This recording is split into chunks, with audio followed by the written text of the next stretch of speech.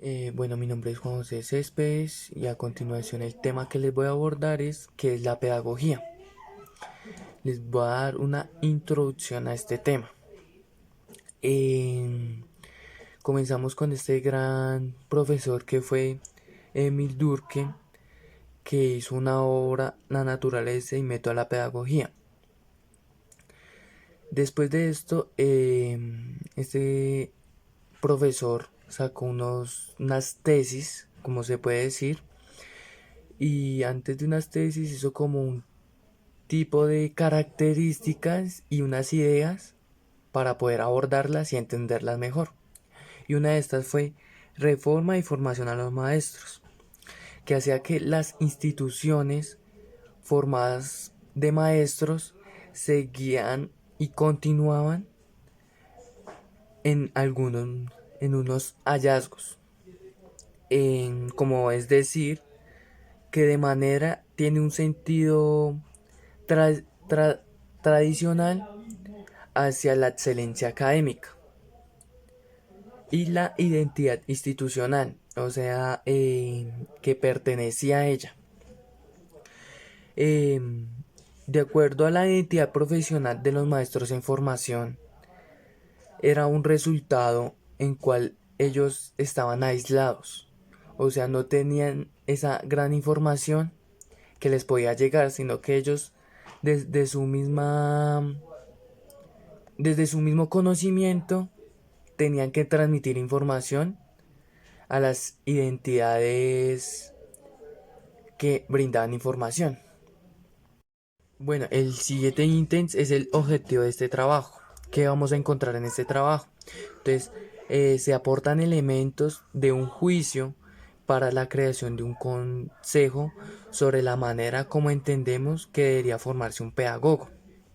Esa es como la idea principal del objetivo de este trabajo.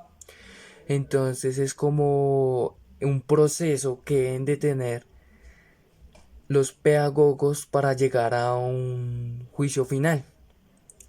¿Qué quiere decir? Que los maestros deben ir formándose en un papel de investigación, en procesos de profesionalismo y que se pueden divulgar sin alcanzar un consenso al respecto. También se puede ver que toman opciones, o sea, van de conocimiento en conocimiento y razonando en sí un saber integral para llegar a este alcance. Bueno, el siguiente ítem dice fuentes de este trabajo. Aquí es donde el docente recalca que ha estudiado 15 años en la universidad pedagógica, en donde ha adquirido experiencias, donde ha sacado ideas primarias y secundarias. Pero no solo es eso, sino que aparentemente eh, todo lo que leemos, o sea, textos, son a luz y a partir de nuestras experiencias. Entonces de aquí lo que quiere decir el docente es que a partir de todo el conocimiento que él ha llevado, ha escrito y ha indagado sobre la pedagogía. Bueno, continuando, la primera es la opción de una entidad profesional específica. Esta habla se basa en el resultado de una opción de análisis y de nuestras características personales, de por qué decimos estudiar ser maestro y cómo lo evidenciamos en una forma de vivir como un ser humano. La segunda, que es acompañar esta evidencia de pertenencia con una carga emocional positiva o negativa. Eh, este es bueno, habla de que es una identidad social donde incluye la conciencia y cómo el ser humano se comporta a través de ella, a través de la conciencia.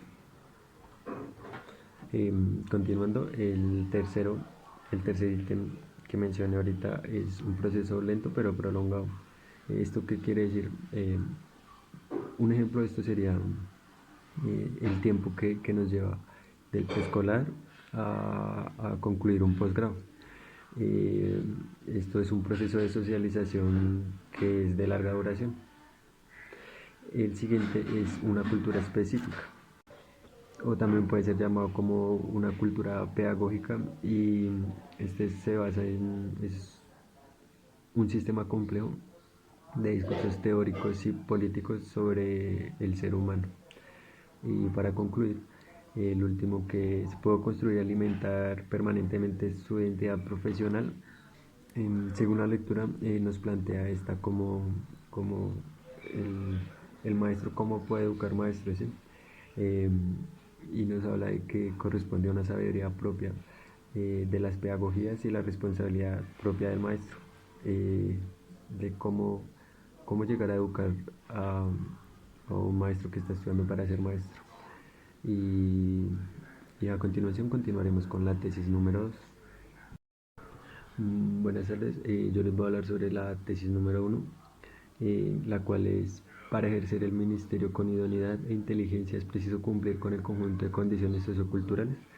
Eh, Esta se basa en, en enunciar y sustentar las condiciones socioculturales para poder llegar a alcanzar una meta. Este es el propósito que plantea la primera tesis, y de esto se desglosan varios temas, como lo van a ser los siguientes. El primero es la opción de una identidad profesional específica. El segundo, acompañar esta vivencia de una pertenencia como una carga emocional. El tercero es un proceso lento pero prolongado. El cuarto es una cultura específica. Y el quinto es puedo construir y alimentar permanentemente su identidad profesional. Y pues a continuación voy a explicar cada uno de ellos. Buenas tardes para todos. A continuación les voy a hablar sobre la tesis 2, que se titula: para ejercer el magisterio con la dignidad y el reconocimiento necesario es preciso cumplir con un conjunto de condiciones socioeconómicas.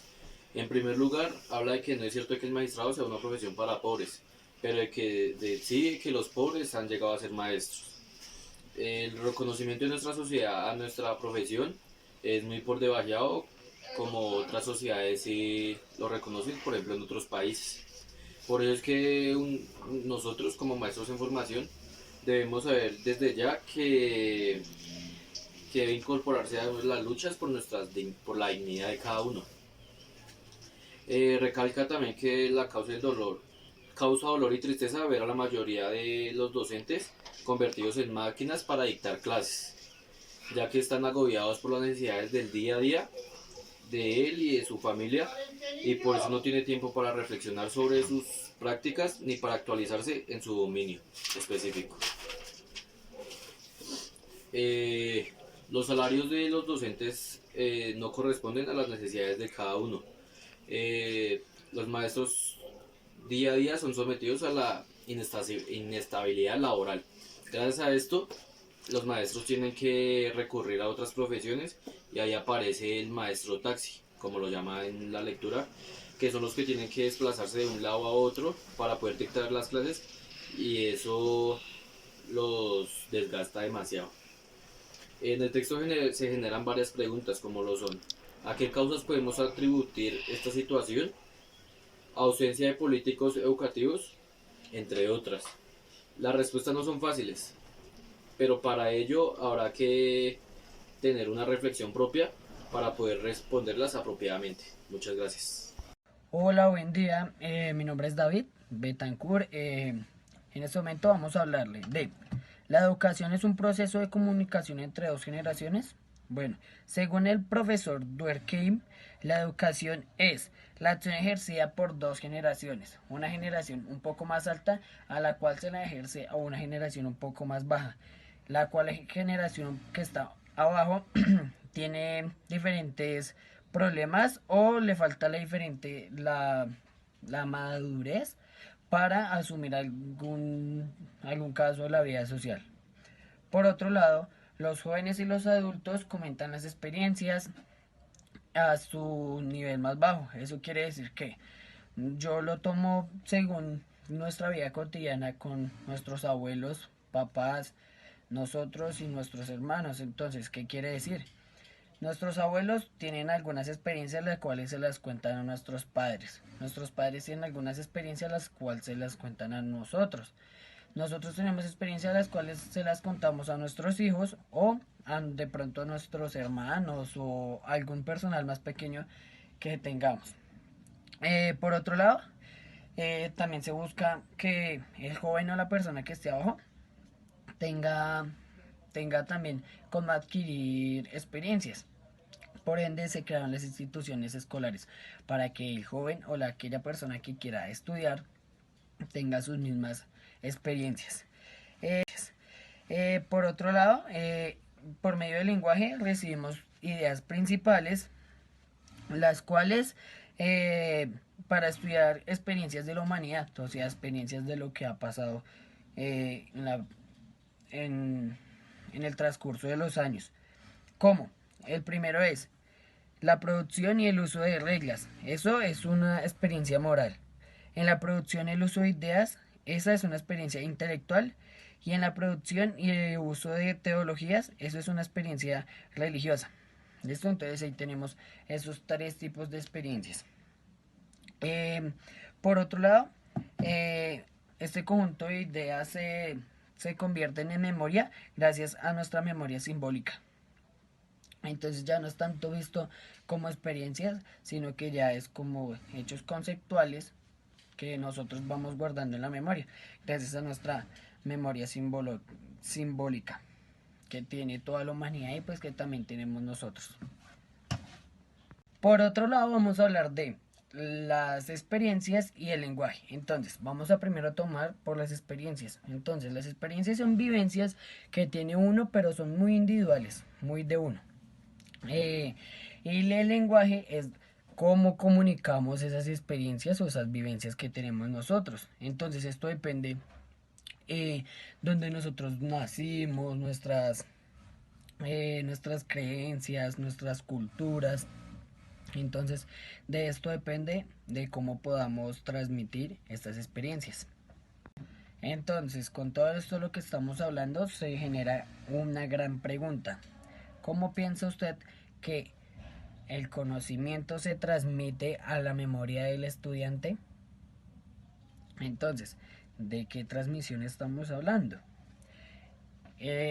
No estamos hablando de una transmisión como si fuera algún líquido, como si fuera algún gas, como si fuera algún objeto. De esa transmisión, de ese tipo de transmisión no estamos hablando. Estamos hablando de un tipo de transmisión que es conceptual o de experiencias, pero tampoco se transmite así como si fuera un líquido, el cual tenemos un recipiente y otro recipiente y lo pasamos y ya quedó todo el conocimiento y las experiencias en este líquido. No, así no se quedan, así no quedan las experiencias. Entonces, ¿cómo creería usted que se puede? Entonces, ya después de que haya pensado y ya después de que haya pausado el video y tenga su respuesta autónomamente, voy a dar la respuesta. Entonces, la transmisión de este conocimiento se genera por medio de una transmisión lingüística. Entonces, lo que tenemos nosotros de conocimientos y vivencias y experiencias lo transmitimos una, en una simbología. Entonces, esas simbologías son las que quedan en la cabeza. Por ende, se dice que el estudiante y el docente están en constante conocimiento, en constante comunicación, perdón. Entonces, porque están en constante comunicación, tienen que estar en contraste con sus experiencias. Entonces el estudiante le cuenta las experiencias al profesor y el profesor le cuenta las experiencias a los estudiantes, pero por medio de símbolos. Entonces, por ende, que han guardado son los símbolos. ¿Listo? Esto fue todo por el día de hoy. Este fue nuestro video. Somos estudiantes de la Corporación Universitaria Senda. Somos estudiantes del segundo semestre de licenciatura en Recreación y Deporte. En este grupo estuvo incluido David Betancourt, Nicolás Guacheta, Andrés Díaz y Juan José Céspedes. Esto fue todo por hoy, espero que tengan un buen día y recuerden quedarse en casa.